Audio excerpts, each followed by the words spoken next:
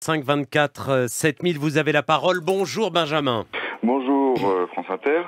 Monsieur Pelletier, vous dites que les billets gracieux au personnel de la SNCF coûtent 100 millions d'euros par an. C'est sûr que c'est beaucoup d'argent, mais ne peut-on pas y voir un gain de pouvoir d'achat pour des gens qui ont des revenus modestes et leurs familles?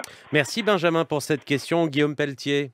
Oui, certes, bien entendu, le pouvoir d'achat, c'est une question centrale.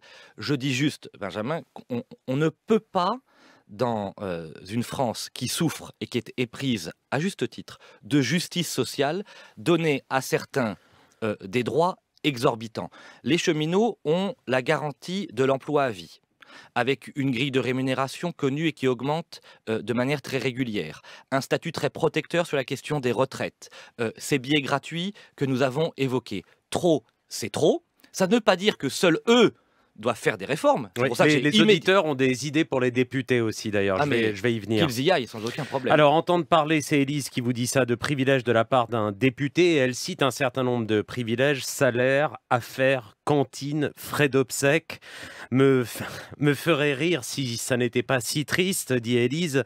Édouard vous demande la même chose. Guillaume Pelletier, que pensez-vous des avantages hallucinants des députés, outre le salaire, les enveloppes, les billets SNCF gratuits? Guillaume Pelletier. Moi, sur cette question, je ne céderai jamais à la démagogie.